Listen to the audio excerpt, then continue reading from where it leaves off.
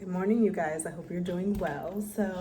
All right, I was perusing TikTok as I typically do, and I came across this TikTok about Paul and Karine from 90 Day Fiancé. Now, if you don't know what that is, 90 Day Fiancé has many different spin-offs at this point.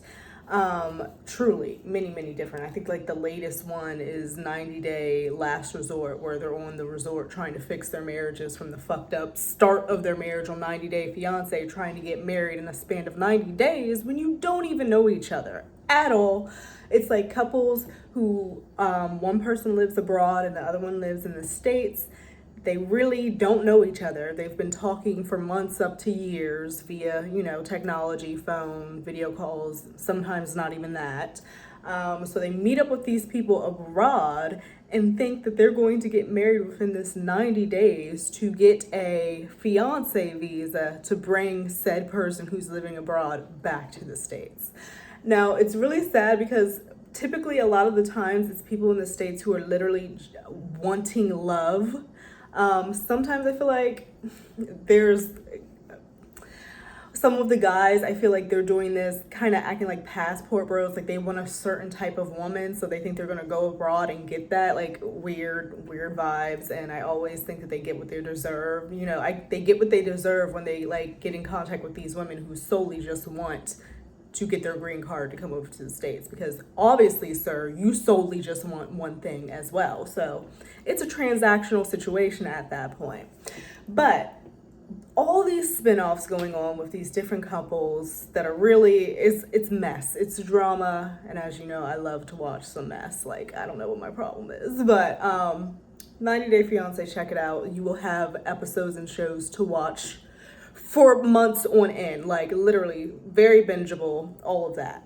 Now, one couple was Paul and Karine, okay? Karine was from Brazil. Paul, I forget where he is, but he was from the States, okay? So in the beginning, like they had a strange relationship. He goes over to Brazil trying to get married to her. They don't speak each other's languages. They're trying to communicate through an app. Like they can't understand each other speaking. They're communicating through an app. And Karine is scared about getting married, but decides to do it anyway because she wants this life in the US. They end up having children. They've been on this joint for a minute. But now here we are in 2023 in August, and Paul is up and missing. And missing, and Karine is making strange ass Instagram posts. So I'm gonna post the TikTok from the creator so you can kind of see. And I'm just like, Karine, what is going on? Because honestly, I've never really seen them be connected. I've never really seen her show that she has any real love for him other than the fact of like what he can do for her. And I'm not blaming her for that, because I feel like he went over with intentions to find a woman with whom he wanted specific things for. I'll let you guys watch the video. Okay, you guys, so I am finally back at home, chilling, relaxing, and it is Labor Day weekend, so I hope that you guys are able to at least take a little bit of rest, get some additional time off, have a long weekend, spend with your friends, family, loved ones, all of that good stuff. I know I'm certainly going to enjoy it. I'm going over to my grandparents, and then kind of like a graduation kickback situation, and then a cookout on Sunday, and then Monday I'm just gonna fucking chill, and then we have a short week, which is always lovely, except sometimes short weeks feel a little bit longer. But either way, I'm looking forward to this weekend, and I'm actually also looking forward to tomorrow because I get my eye exam and I get new glasses, so I need that. But anyway, as I'm rambling about myself, I want to get back into Paul and Karine from 90 Day Fiance, because there's been a lot of strange happenings with them and speculations going on online where pretty much, long story short, people are thinking that Karine and others are probably, most likely, allegedly, hopefully not, involved in like an insurance fraud type of situation where you can get life insurance for a spouse if they go missing or are turned up deceased. However, if it's turned out to be fraudulent, then you're not going to get that money. And a lot of people are saying that they're seeing through it. So there's been this creator, Mac and Kisme, reality TV, who's kind of been chronicling this whole ordeal since it started like a day ago, with Karine kind of making these cryptic posts on her IG. She's been doing like these tribute posts with pictures of Paul and their sons. You know, posted about a life insurance. You guys, weird stuff. So I'm gonna let her talk and we'll comment. Possibly deceased. Last I saw, he was in my Fiancé is missing and possibly deceased. Last I saw, he was in America trying to work with Karine to get their kids back, but was unable to do anything. So he went back to Brazil and was supporting her efforts from afar.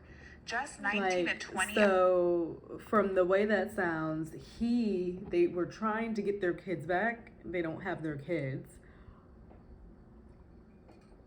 From what she's saying, or something's going on with that. I don't want to touch too much into the kids situation, but it seems like she's here. He went back to Brazil for whatever reason. Hours ago, Karine posted this on her story and said that Paul was missing in Brazil. Okay, so she posted, please keep Paul in your prayers, he's missing in Brazil. Then she follows up with like this tribute collage of Paul and his children. Within the last hour, she posted a tribute video for Paul on her page with this caption. It reads, "Not all of our memories were bad. Our children loved you very much. We will never forget you or the good memories we all shared."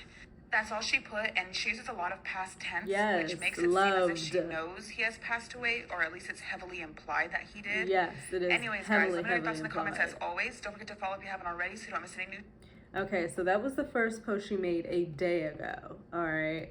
And so since then, she's kind of been updating on what's been going on. Another thing I forgot to mention is that just 6 hours ago, she posted this life insurance ad on her story.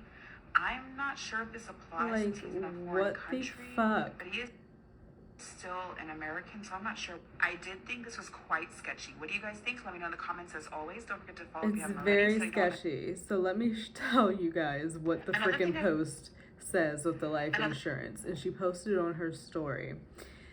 She shared it from another account, and it says, "Life happens, life hint. Life insurance is a final way of telling your loved ones, I've got you.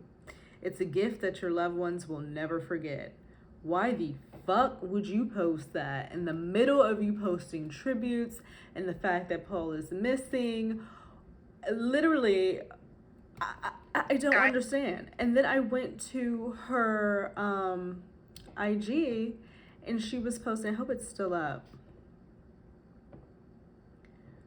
Let me see. She was posting screenshots. Okay, yeah. So here it goes. This guy, Johnny Yates, is posting screenshots from Paul's mom, okay, who apparently gave him permission, whoever this Johnny Yates guy is, gave him permission to post these. Basically, Paul is saying in these last screenshots, let me see if I can I'm going to screenshot it because it's kind of going fast on her story. Hold on. Okay, so Paul's mom sent this guy, Johnny Yates, these screenshots between her and Paul. The last time, I guess, he was heard from. And they say, "Are you in the same place?" And it's like a screenshot of a map location. And then he says, "I got lost." And she says, "Who are you with? How did you get lost?" He said, "I fucked up. I fucked up bad." And then she says, you seem not to be being as careful and cautious as you were before. How? Can Izzy or Aunt help you? How did you F up? Who are you with?" He says, "Contact them. I need help." And she says, "Who? Why don't you?" So trying to figure out what the heck is going on. So it's very concerning. Then there's other random people in Brazil who are in this as well, I guess, that he's been friends with, possibly 17, like kind of underage, but the laws are different there in Brazil with like age of consent, and like only it's a rabbit hole. It's a rabbit hole, but at the end of the day, it's not like I don't like to hear of anybody being missing. It would be traumatic and like, a horrible situation if allegedly what everybody's thinking is going on with Karine and all these weird ass cryptic posts, that this is some fraudulent shit that's going on. And hopefully he's not missing, because he does have kids, and it would just be wrong if all of this was just a plot, weird things. But like, I don't put anything past anyone nowadays in this world. I truly don't, because people are crazy. Okay, so speaking of crazy, man, and I really don't talk about her unless like something pops up, and I literally had just said something in my last video. And as we know, Johnny has been coming out with these new Dior campaigns, and actually Dior has like posted them on their site and everything, showing him love. Like, he's doing the damn thing. I think I've seen like 2 to 3 different versions of like this commercial for the Sauvage. Ugh. God, I'm just like so happy for him. So anyway, I said in my last video, as soon as this happens, like as soon as it gets wind of a certain somebody gets wind, that he's doing his thing, his sponsors are actually sponsoring him and putting him in work and putting his face out there, that's going to get under somebody's skin, and all of a sudden we're going to see her face again. And long behold, what do we see today via page 6? Because she just cannot help herself. She hates when he's in the limelight and he's in the tension. Like, he had been laying low for a while, which he still is. We haven't really seen him out and about, but this Dior campaign came out, so she had to come out. So, and I think also the fact that like Venice Film Festival is starting, and that's kind of something they probably would have went to, and she may be like really thinking about the fact that, damn, I really fucked my shit up. And the state that she is in is just like, what is happening? She is walking with crutches. She's still in Madrid, apparently. They're saying that she has suffered a nasty injury for training for the New York Marathon. How do they know that? And you're training for the New York Marathon, so that means you're coming back to the States at some point. So now she's going to be a fitness girly. I don't know. So here she is on the effing crutches. She got an ankle, not an ankle, what is this? A damn wrist brace. She's hobbling along. She got on Chloe flats, still in the black.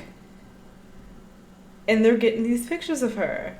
And she's like posing out front the house. Then we see Whitney Henriquez. We see the little baby in the stroller again. They have blurred the child's face out. Typically children grow fast, but this child seems to like stay the same size. But Whitney Hurd is here pushing dang on baby stroller, looking all serious and shit. So she has her support system there. I just feel like they're concocting some shit. I truly do feel like they're sitting up in that house in Madrid concocting some shit.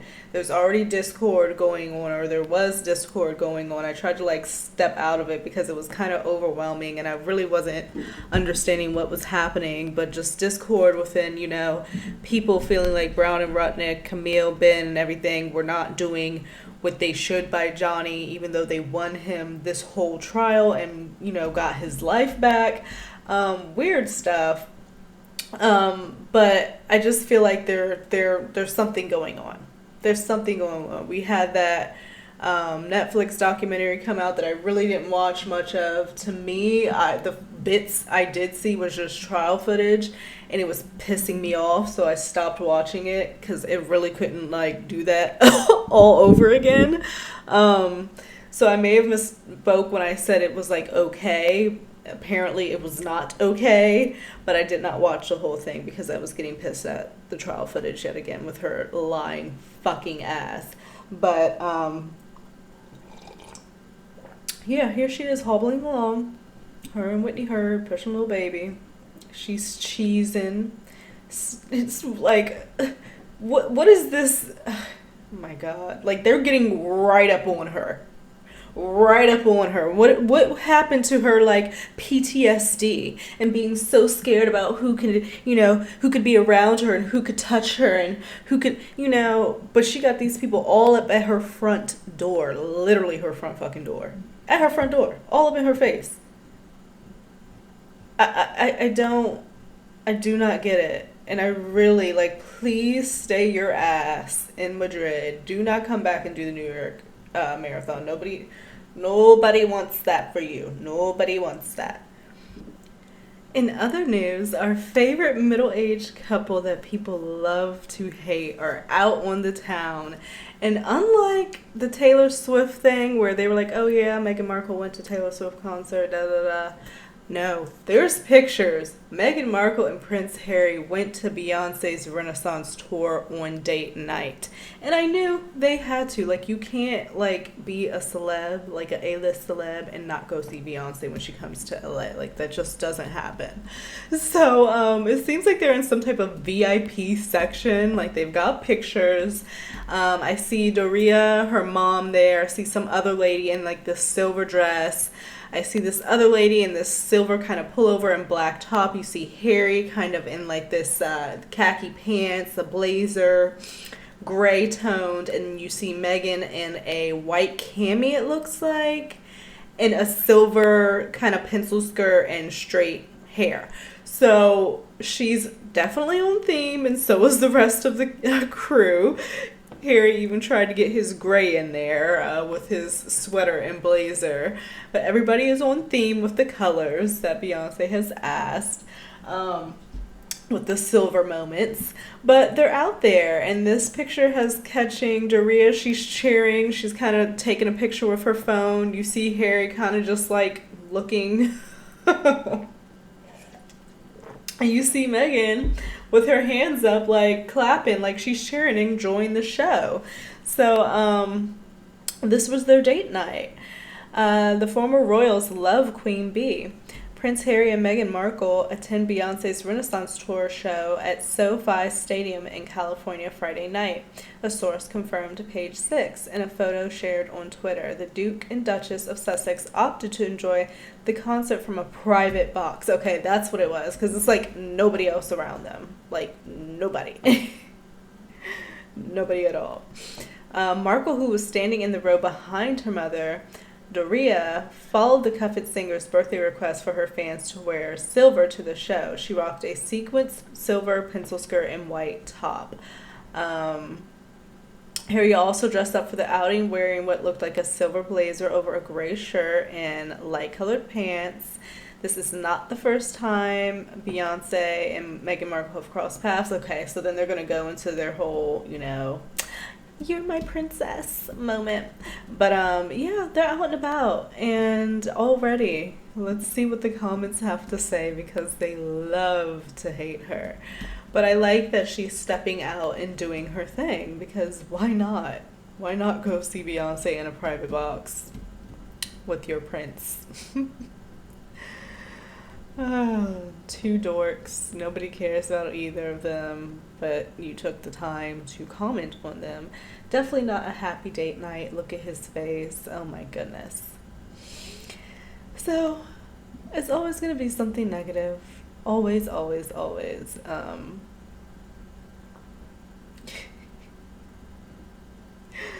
Right, Harry's like, I don't know these songs. Like, that's definitely the face I'm getting from him. He's like, I do not even know these songs. I'm like here just for the experience, just for Meghan.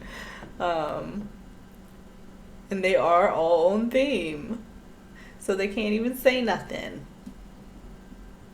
But yeah, guys, every time there's a spotting, they go freaking crazy. But I hope that you all have a great Labor Day weekend. I will probably be posting another video at some point this weekend. We shall see. But other than that, be safe. Enjoy, but be safe. And rest as well, and just enjoy yourselves. But I'll catch you guys a little bit later. Bye-bye.